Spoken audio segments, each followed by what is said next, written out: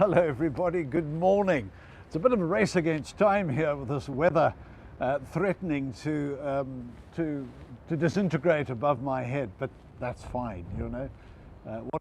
What are a few raindrops against the privilege of being able to speak on these morning devotions?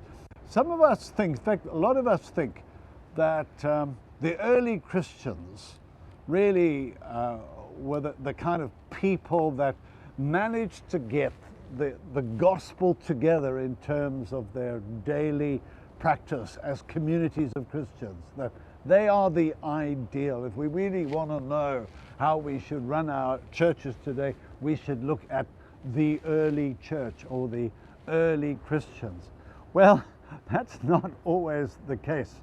In the letter that Paul wrote to the Corinthians, clearly things weren't so lekker in the church in Corinth. In fact, they were pretty appalling. And at least Paul wrote them a letter and said, now hang on you guys, you've got to keep things in perspective, because they were beginning to divide amongst themselves according to what they understood were the gifts of the Spirit that had been given to them.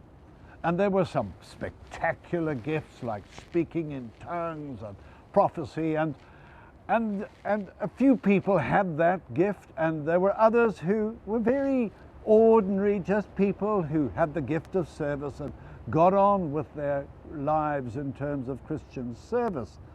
And then they kind of grew into the church the sort of subtle distinction between a sort of an A-class Christian who had the spectacular gifts and the B-class who kind of just did the ordinary things that you and I perhaps would do. And Paul writes them a letter. And you remember this, these words.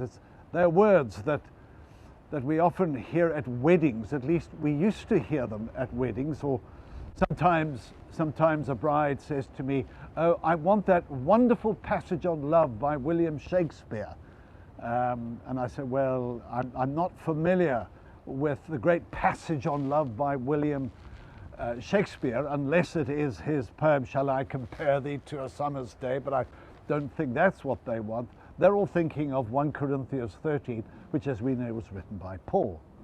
So Paul starts with these words. He says, listen, I'm going to show you, you people who think you're so great, I want to show you the most excellent way of all. And then he starts with the famous words, though I speak in tongues of men and of angels, and have not love, I am only a noisy gong or a clanging cymbal.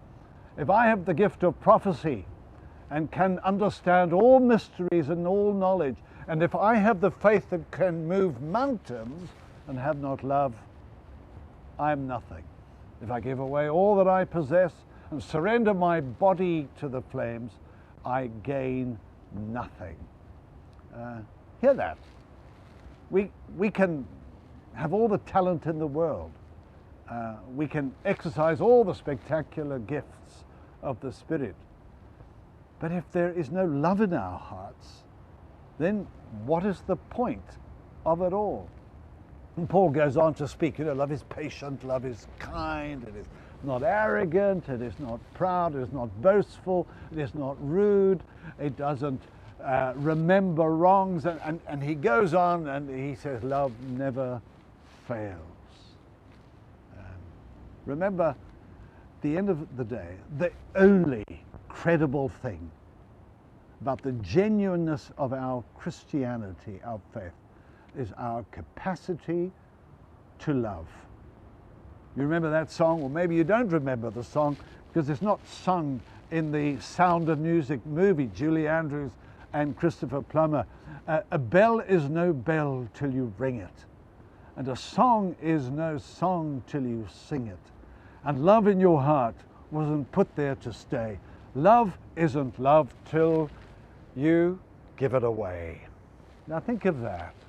That is the only test given to us by Paul himself as to the genuineness of our faith. We can be the most learned Christian. We can know our Bibles backwards. But if it is without love, then I'm afraid it's not the kind of Christianity that Jesus would recognize. So, let us remember, and at the end of the day, there exists faith, hope, and love. But the greatest of these is love. God be with you.